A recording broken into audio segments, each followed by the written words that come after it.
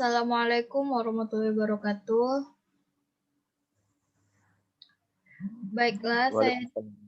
Baiklah, saya di sini akan mempresentasikan PPT dari kelompok 3 dengan mata kuliah fisiologi dengan tugas makalah materi tentang wanita dan olahraga. Di sini di kelompok 3 dengan saya Dea Ramadini dan teman saya Julian Saputra.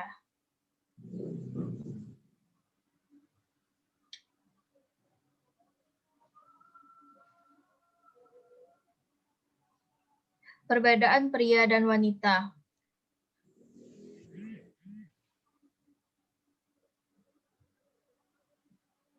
Perbedaan wanita dan pria dapat dilihat dari berbagai aspek yang mendukung kegiatan mereka beraktivitas setiap hari, yang salah satunya adalah dari aspek biologis. Ada aspek biologis yang berbeda antara pria dan wanita, yakni perbedaan lemak, distribusi lemak tubuh, perbedaan iklim, dan perbedaan fungsi lemak.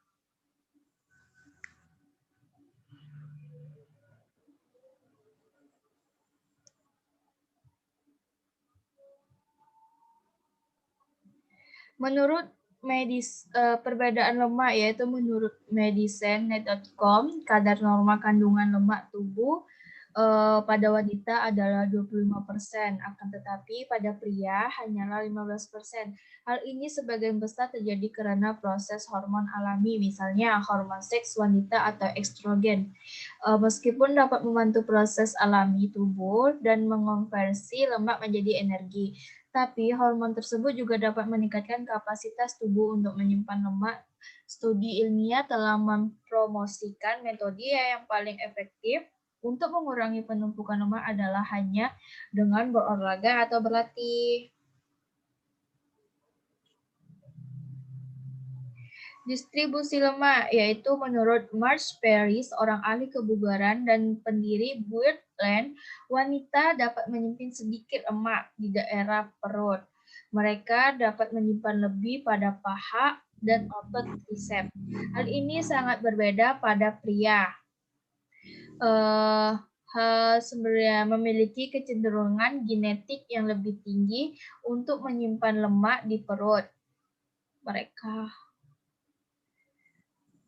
Dan perbedaan iklim, yaitu menurut Human Kinetics, wanita yang tinggal di iklim hangat alami seperti Afrika, sentralisasi kandungan lemaknya dalam tubuh berada di bagian bokong, sedangkan penduduk asli Mediterania biasanya menumpuk pada jaringan lemak di pinggul.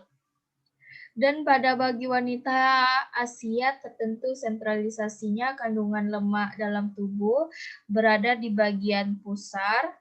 Metode tubuh mendistribusikan lemak lebih seimbang bagi orang yang berada di daerah beriklim dingin, yang dapat membantu mempertahankan suhu tubuh internal yang diatur selama cuaca musim dingin yang keras. Perbedaan fungsi lemak, yaitu menurut sejarah kesehatan, lemak memberikan jaring pengaman internal tubuh kita mendapatkan kelangkaan pangan dan juga berfungsi untuk membantu wanita pada saat kelahiran.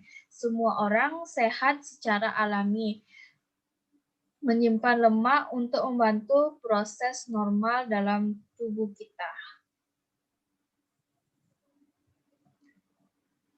Adapun perbedaan antara wanita dan pria dari segi antrometrinya, seperti hasil penelitian dilakukan oleh Mirtati de Artaria, disimpulkan bahwa ada 3 hal yang berpengaruh pada hasil ukuran tubuh manusia, yaitu di mana saat mulai terjadi akselerasi pertumbuhan, besarnya akselerasi pertumbuhan, dan kapan pertumbuhan itu berakhir. Pada perempuan, akselerasi pertumbuhan terjadi lebih dahulu daripada laki-laki, dan akselerasi itu tidak dapat terlalu besar pada perempuan dibandingkan dengan akselerasi pertumbuhan laki-laki. Lalu berhentinya pertumbuhan badan perempuan pun lebih cepat. Akibatnya, perempuan secara umum lebih kecil daripada laki-laki. Silakan pada Saudara Julian. Isu gender dalam olahraga. Kata gender berasal dari bahasa Inggris yang berarti jenis kelamin. John M. Exlos dan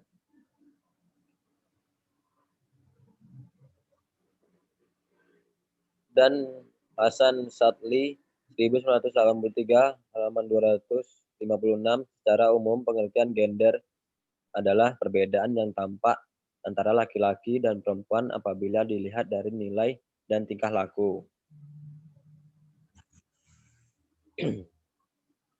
Gender merupakan sebuah hal yang tumbuh di dalam masyarakat untuk membedakan perempuan dengan laki-laki, baik dari segi sifat maupun tingkah laku.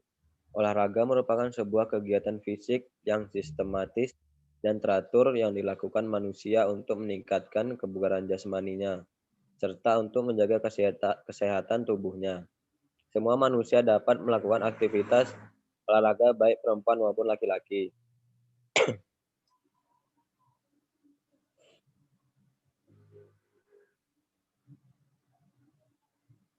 Tidak ada perbedaan gender di dalam olahraga karena semua orang boleh berolahraga dengan kemauan yang dimiliki serta kebutuhan hidup yang menuntut manusia untuk menjaga kesehatan dan kebugaran tubuhnya. Di dalam olahraga sendiri, gender hanya digunakan untuk mengelompokkan perempuan dan laki-laki di golongan pertandingan yang berbeda seperti halnya sepak bola putri dan sepak bola putra, yang berbeda turnamen serta peraturan yang diberikan.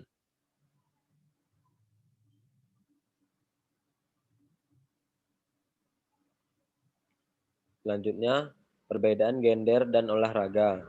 Seperti yang telah dijelaskan di atas, bahwa gender dalam olahraga dibedakan pada kegiatan olahraga yang lebih spesifik, seperti olahraga wushu, sepak bola, bulu tangkis, dan lain sebagainya. Perbedaan ini juga disebabkan karena kemampuan yang dimiliki perempuan dan laki-laki berbeda.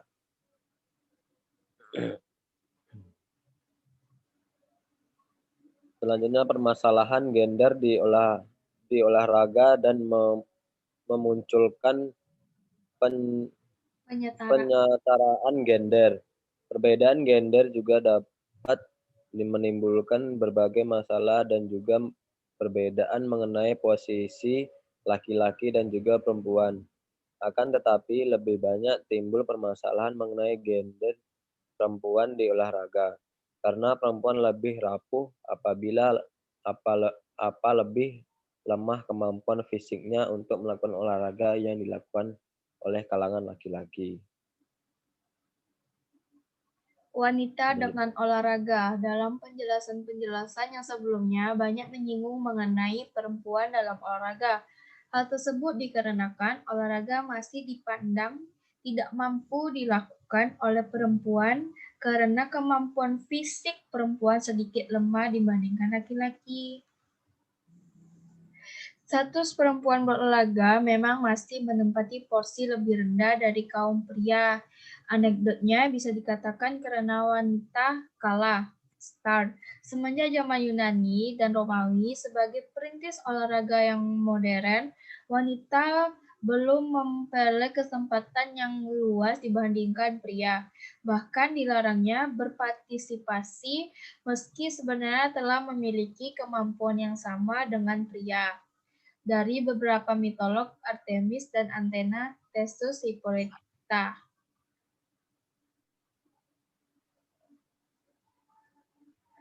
Hubungan olahraga dengan menstruasi dan kehamilan, yaitu terdapatnya berbagai pengaruh yang didapatkan dan berolahraga terhadap siklus menstruasi pada wanita. Pada dasarnya melakukan aktivitas fisik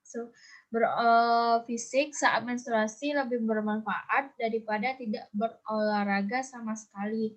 Olahraga bisa mengurangi rasa kram, pada daerah tubuh atau dismenor yang sering dialami oleh wanita ketika hari pertama datang bulan.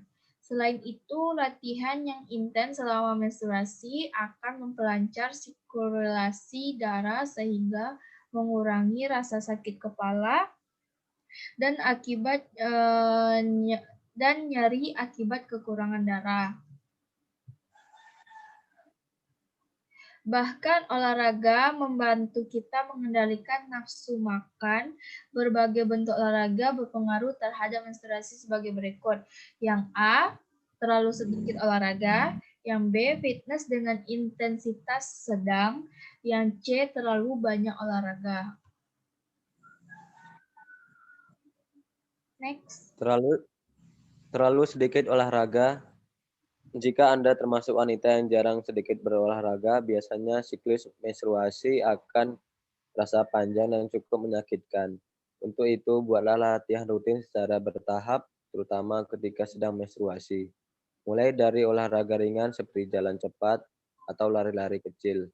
Melakukan pekerjaan rumah tangga seperti menyapu, mengepel, atau mencuci baju. Juga merupakan bentuk olahraga kecil yang cukup bermanfaat, membuat tubuh aktif bergerak.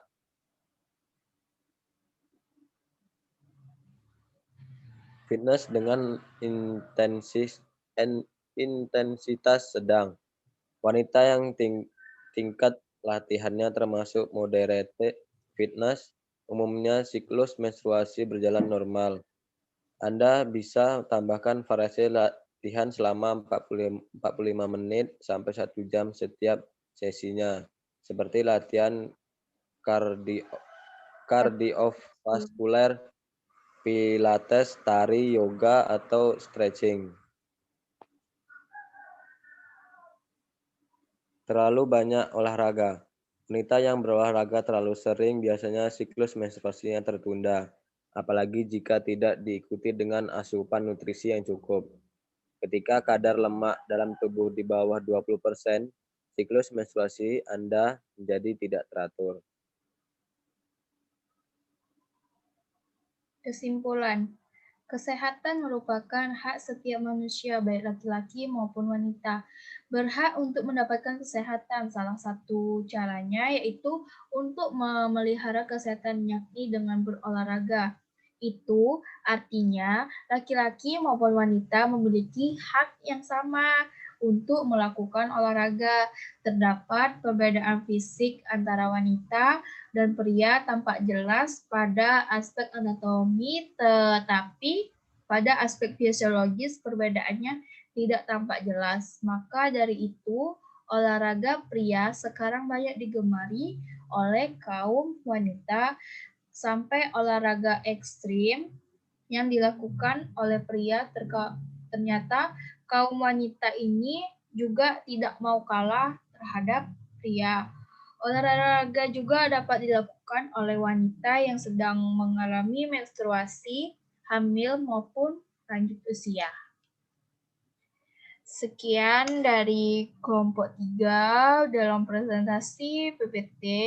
Apabila ada kesalahan dalam tutur kata, kami mohon maaf. Wassalamualaikum warahmatullahi wabarakatuh.